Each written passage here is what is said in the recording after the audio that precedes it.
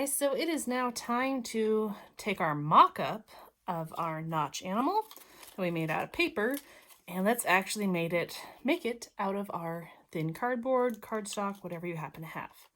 So first thing I want to do is make sure I have my materials. I got my paper mock-up, I have my notes that I've taken. Gonna need a pencil, definitely gonna want scissors, and then you're going to want some sort of thin cardboard. So look in your pantry or your recycling bin. You probably have some boxes like this that are of this thin cardboard. Think like cereal boxes. These work great. What I want to do first is actually open up these boxes and make it easier to work with so I can see my flat material. So I'm going to open up the bottom. Might have to cut some tape.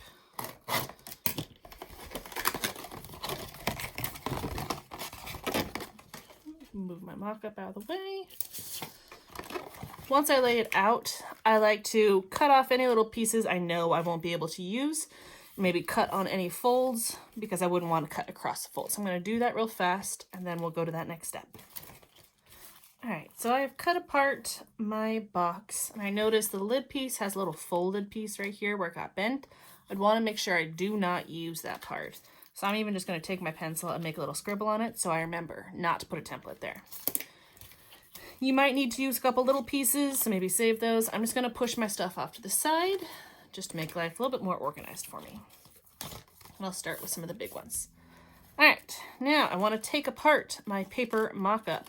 I think it's really smart to have the pieces labeled, so if you did not label them as you make them, make sure you label them as you take them apart. So I'm going to take off all my pieces. All right.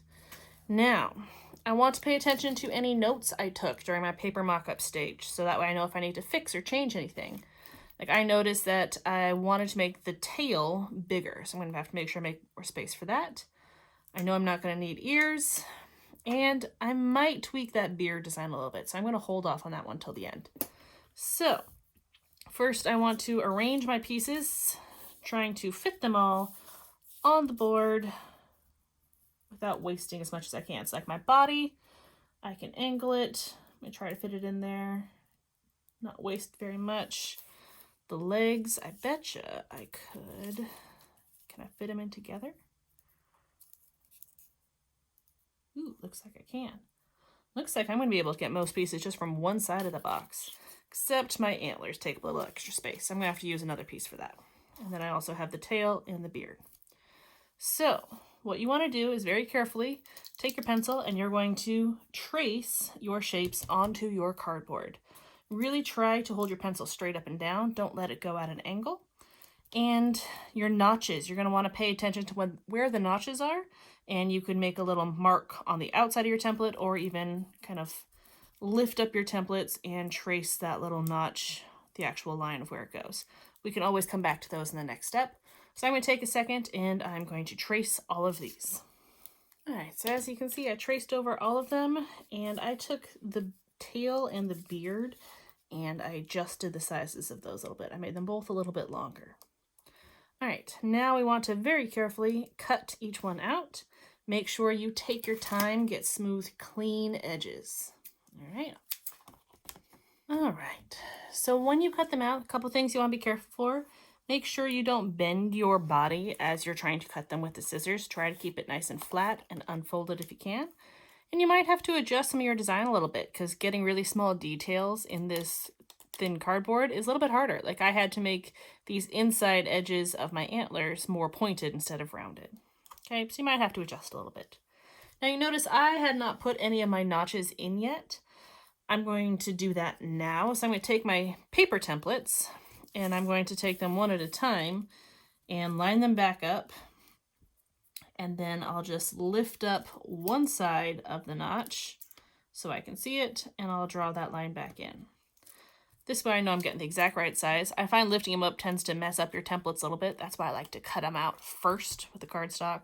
Then I can do that and put in those notches. So let's do that real fast.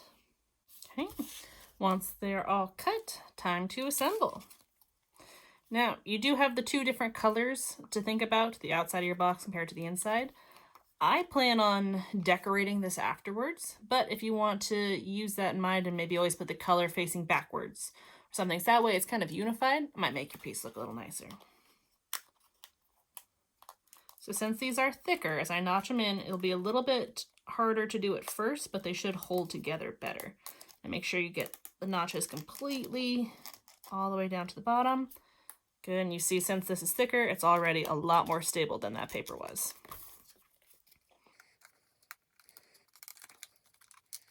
Sometimes they're going to want to be like this. You're going to have to really adjust them a bit, get that cardboard to work with you. Once it's all done, you can use little bits of glue to hold them in place, but we want to put everything in there first.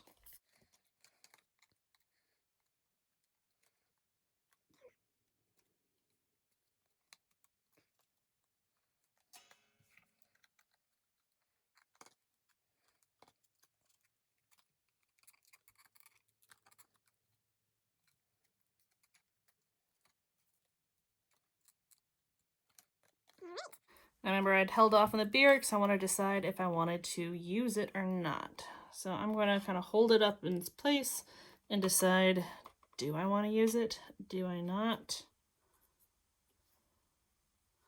I think I will, because I think it really makes it look more like a moose and less like a deer or an elk.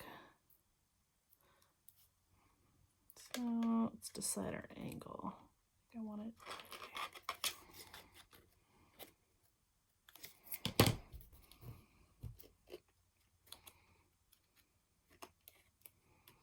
Be careful with these really small ones. They're going to want to bend easily. So you really have to finagle them into place. There we go. At this point, my moose does stand up. Awesome. So you see how one side is white, other side has the color. I think it's kind of interesting like that. Could always take a second and adjust anything if you need to. Maybe make any slots deeper if you didn't want these two to be out, or whatever you need to do. The last little step with this, to make it a little bit more sturdy, is to use a little bit of Elmer's glue and put those on those notches and make sure it's stable and let it set and dry so that way they don't fall out.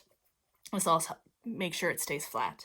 Now I'm not going to glue mine because I want to be able to take it apart and show you guys in person, but I would just take a tiny little bead of glue and just go along the backs of seams and kind of smear them out just to give it a little extra stability and let it dry the way you want it to look. I wouldn't set it down because that's going to push things sideways. But there you go. There is your notch animal.